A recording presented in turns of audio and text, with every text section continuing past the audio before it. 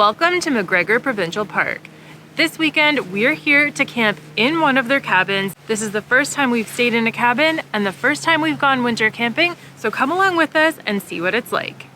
I'm Sarah and this is my husband Alan. We work 9-to-5s, but use our vacation time to cruise, visit resorts, check out new cities, camp, and find awesome food and breweries along the way. Stick around for videos on things to do, tours, and helpful travel tips. MacGregor Point Provincial Park is located on the shores of Lake Huron and is open year-round for camping. In the winter months, there are less operating campgrounds and limited facilities, but you can still camp in tents and trailers or book one of their yurts or cabins. Let's jump into our weekend, and throughout, I'll be sharing tips from our experience. We're pretty excited to try this out this weekend because we have never stayed in an Ontario Provincial Park cabin before, and we've never gone winter camping before either. So this is a weekend of firsts for us, and because we've never done it before, we didn't know what to bring, so our truck is basically fully loaded. We've probably got all the things and maybe still forgot something. We couldn't check into the cabin when we arrived, but they said we could go explore the park, so now we're just touring around and we're gonna see if we see any campers who are brave enough to camp in a tent or a trailer because it is pretty chilly out. We were surprised to see how many trailers were set up, braving the winter months.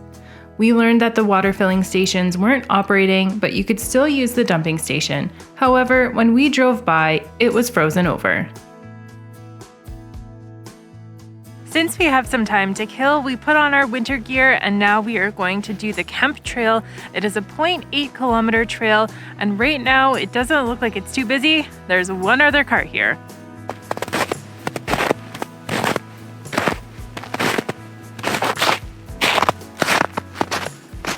I definitely recommend some proper winter boots and warm gear for the trails by the waterfront because the breeze was quite chilly. So it looks like I've stumbled upon the group campsites.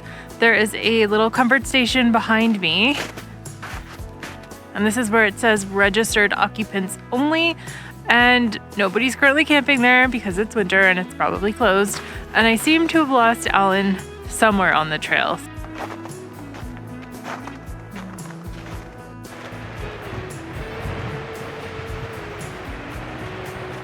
We made it to the ocean front. It actually looks like ocean, but it's just the lake, and it is so beautiful. Also very windy here, so when you get to that sign, stick to the left, and then there's a little path that leads you down to this little beachfront area, and this would be a beautiful spot in the summertime, and we're coming back in the summertime, so I'm bringing my lawn chair here. One trail almost down, and we've got many more to go. When I was checking in originally, she said that all of the trails are open, so that's pretty exciting, and the majority of them say that they're easy. It looks like there was one moderate and one that had some rugged spots. We'll probably avoid those ones, but the easy trails are fair game for us. Then it was finally time to go back and check in. The Park Store and Visitor Center were closed for the season on our visit, so there were limited souvenirs available in the office, and you could buy your firewood here too. We were told that our cabin was open and the key was inside, so we drove over to the Algonquin campground to unpack and get settled in.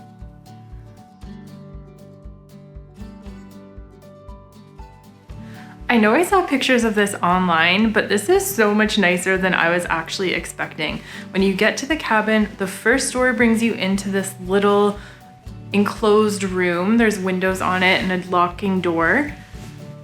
There's a little chair and a bucket for cleaning, and another chair and a table. And then you go into the main area here, which I don't want to go in because I have my boots on, but let me show you.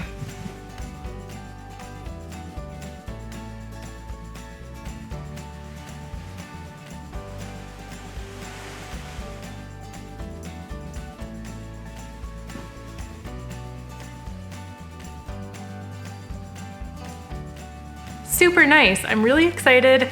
I don't think I'm excited about walking to the comfort station though. It seems a little bit far from this cabin, and it's winter, so that's the only downside of it, because normally in our trailer we have running water and a toilet and a shower and all of that within our trailer, but this does not. But the microwave and the fridge are a definite plus, and we could have had like 4 other people in this room, but it's just the 2 of us. We were sitting out at the fire with our friends and it got cold really quickly. I came back inside first because I was super cold to my core, and then I couldn't figure out how to work this fireplace. But Alan came in, he's freezing now too. We're having sandwiches for dinner because I was going to make grilled cheese, but I'm not going outside to cook right now, so we're just gonna have sandwiches and try and stay warm. We're gonna do board games with our friends soon, but until then we're trying to stay as warm as possible, which is why we're sitting as close to the fire as we can. We played some board games and had some fancy camping drinks and called it a night. The next morning, I used the Keurig provided by the cabin. So a tip for you is to check the cabin you're going to stay in so you know what kind of coffee maker they have. We are on our way to the comfort station. I've got my toothpaste, toothbrush, and it's kind of brisk out today. It's a little chilly. Yeah, and I did not dare make the comfort station run in the middle of the night. So that would be my only complaint about having a cabin, or actually tent camping, which I haven't done as an adult, is that there's no toilet. So that's why I prefer my trailer, but I really did love the fireplace in that cabin.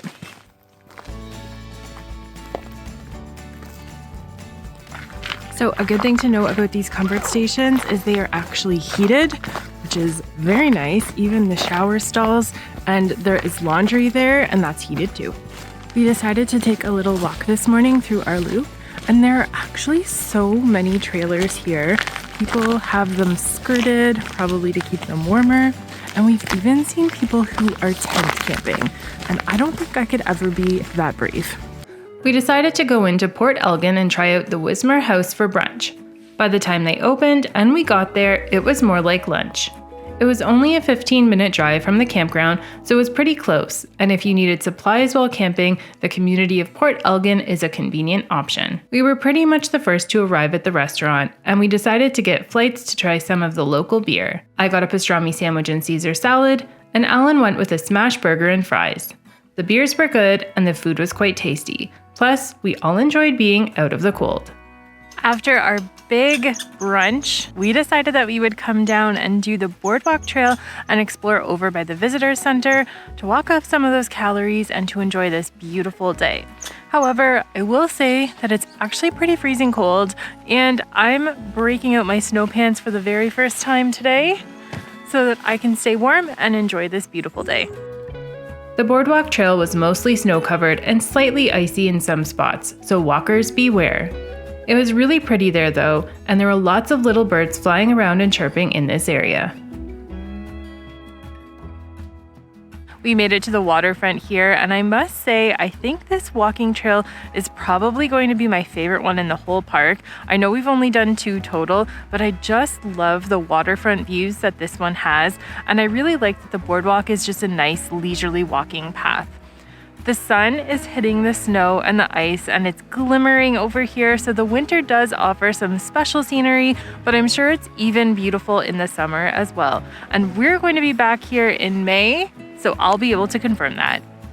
Down here at the waterfront, the ice and the snow look like fluff, like marshmallow fluff or something out there.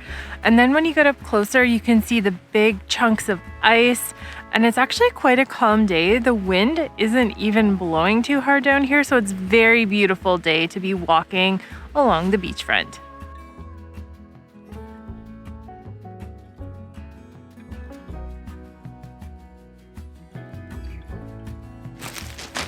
I love being by the water, even if it is kind of cold.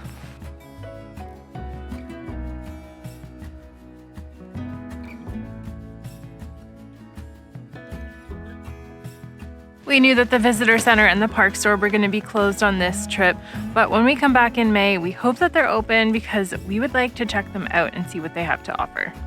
So now, back to the trail.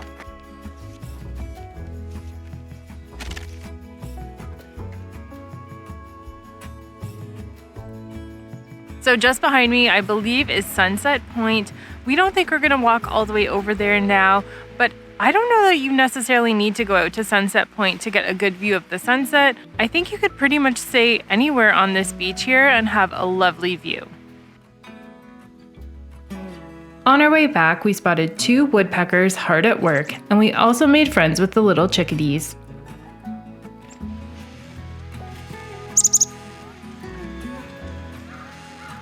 Next up, we are on the Tower Trail now. This is across the parking lot from the Kemp Trail that we did yesterday.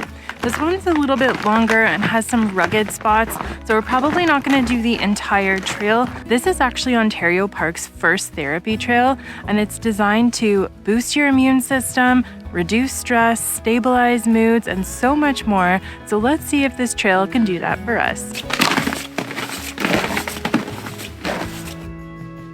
Confirmed, the trail was definitely a mood booster. I don't know if you can see it on the camera, but it's lightly snowing and it's just so pretty out here. There are definitely some slippery areas on this trail, lots of ice. Obviously that's only a winter problem.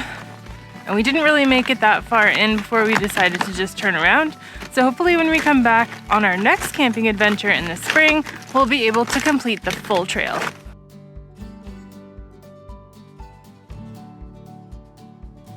We made it back to the cabin after doing a little bit of walking on the trails, and we're going to sit by the fire now. I'm keeping my snow pants on because it is brisk out there. Then we'll probably do dinner and then have a low-key games night because it's way too cold for us to be sitting outside.